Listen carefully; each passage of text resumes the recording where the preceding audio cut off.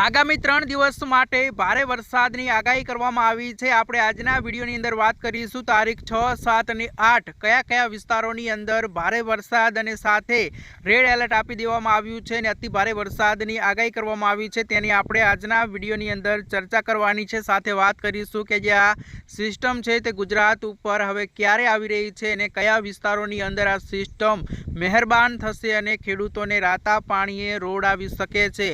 જ્યાં મિત્રો આ એક મોટા સમાચાર અને ભારે આગાહી સામે આવી રહી છે તેને આપણે વિગતવાર ચર્ચા કરવામાં આવે તો તમે જોઈ શકો છો કે આ જે સિસ્ટમ છે તે હવે ધીરે ધીરે ગુજરાત અને કચ્છ ઉપર આવી રહી છે। એટલે કે ઉત્તર ગુજરાતની અંદર આ સિસ્ટમ જે છે તે ભારે તબાહીના દૃશ્યો લાવી શકે છે। અતિ ભારે વરસાદની આગાહી છે। ભારે તોફાની સાથે પવનો ફૂંકાશે, વરસાદ પડશે અને ભારે નદીઓની અંદર પણ પાણી આવી શકે છે। જ્યાં મિત્રો વાત કરવામાં આવે તો આપણે 6 તારીખની વાત કરી લઈએ તો 6 તારીખની અંદર કયા કયા વિસ્તારોની અંદર આપણને ગુજરાતના કયા કયા વિસ્તારોની અંદર વરસાદ ભારે જોવા મળવાનો છે। તો સૌપ્રથમ વાત કરવામાં આવે તો દક્ષિણ ગુજરાતથી શરૂઆત કરીએ તો દક્ષિણ ગુજરાતના વિસ્તારો હોય વલસાડ, સુરત, એટલે કે આપણે મોટા મોટા જિલ્લાઓની અંદર વાત કરીશું અને જે વચ્ચે અને જે લાઇનમાં જિલ્લાઓ, તાલુકાઓ, ગામડાઓ આવતા હોય છે તે ગામડાઓની અંદર સતત વરસાદ પડતો હોય છે। ત્યાંની આપણે દરેક વિડીયોની અંદર વાત કરતા હોય છે, પરંતુ અત્યારે તમે જોઈ શકો છો કે વલસાડ હોય, સુરત, વ્યારા, નવાપુરા,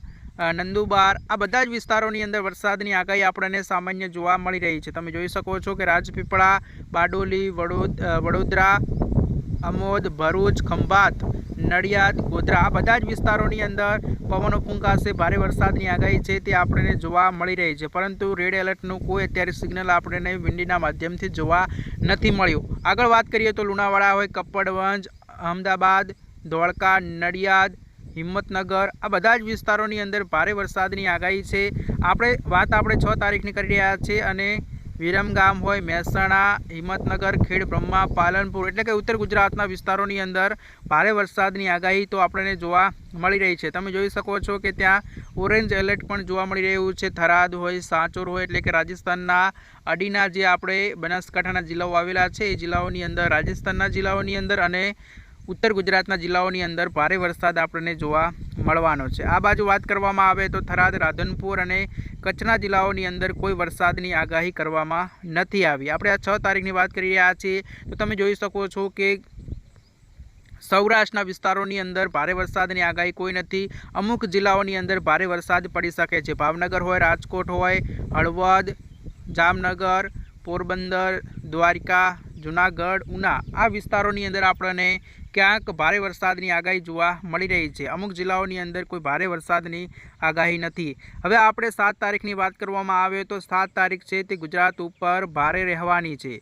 તમે જોઈ શકો છો કે ગુજરાત ઉપર ભારે રહેવાની છે। એમાં ઉત્તર ગુજરાત ઉપર ભારે આ સિસ્ટમ જે છે તે હવે નજીક આવી જશે, એટલે કે 24 કલાક પછી આ સિસ્ટમ જે છે તે રાજસ્થાન ઉપરથી ઉત્તર ગુજરાતના વિસ્તારોની અંદર આવી જશે। તેની આપણે ડાયરેક્ટ વાત કરીએ તો તમે જોઈ શકો છો કે પાલનપુરના વિસ્તારોની અંદર ભારે તબાહીના દૃશ્યો જોવા મળી શકે છે। રેડ એલર્ટ પણ હવામાન વિભાગ તરફથી આપી દેવામાં આવશે। તમે જોઈ શકો છો કે આબુ રોડ, પાલનપુર, મહેસાણા, ખેડ બ્રહ્મા, પછી રાધનપુર, થરાદ એટલે કે આખો જે બનાસકાંઠા જિલ્લો છે એ જિલ્લાની અંદર ભારે વરસાદ પડી શકે છે। આમ જોવા જઈએ તો બનાસકાંઠા જિલ્લાની અંદર વરસાદ તો ભારે આપણને થોડા દિવસ પહેલાંથી જોવા નથી મળી રહ્યો, પરંતુ હવે ક્યાંક વરસાદ જે છે તે મેઘરાજા જે છે તે બનાસકાંઠા ઉપર મહેરબાન થઈ શકે છે એવી આપણને અત્યારે ધારણા અને દૃશ્યો વિંડીના માધ્યમથી જોવા મળી રહ્યા છે।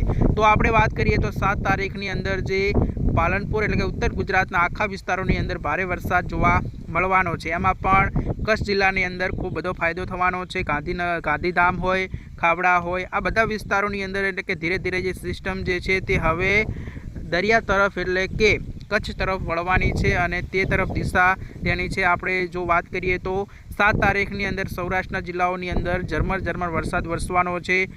દક્ષિણ ગુજરાતના સુરતના વિસ્તારોની અંદર ભારે વરસાદની આગાહી તો જોવા મળી રહી છે, પરંતુ ત્યાંથી ભારે વરસાદની કોઈ શક્યતા નથી।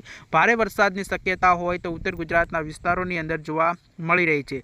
હવે આપણે ડાયરેક્ટ 8 તારીખની વાત કરવામાં આવે તો 8 તારીખની અંદર આ સિસ્ટમ જે છે તે ઉત્તર ગુજરાત ઉપર થઈ અને પછી કચ્છના જિલ્લાઓની અંદર વરસાદી માહોલ જામાડશે અને પછી ધીરે ધીરે આ કોટા છે અને પછી હૈદરાબાદ તરફ આ સિસ્ટમ જશે અને જો સિસ્ટમનો ટ્રફ અરબી સમુદ્ર ઉપર જશે તો ત્યાં પણ ભારે તબાહીના દ્રશ્યો જોવા મળી શકે છે, ભારે પવન જોવા મળી શકે છે. પરંતુ આ સિસ્ટમનો ટ્રફ જે છે તે આપણને સુઈ ગામ ઉપર થઈ અને ખાવડા એટલે કે કચ્છ જિલ્લાની અંદર વરસાદ મેઘરાજા ધબધબાટી બોલાવી અને પછી આ સિસ્ટમ જે છે તે વેરવિખેર થઈ જશે. પરંતુ 3 દિવસ માટે ભારે વરસાદની આગાહી કરવામાં આવી છે અને જે રીતે વરસાદી માહોલ આપણને ઘણા દિવસોથી જોવા મળી રહ્યો છે અને ચોમાસું જે છે તે એન્ડ ઉપર જોવા મળી રહ્યું છે.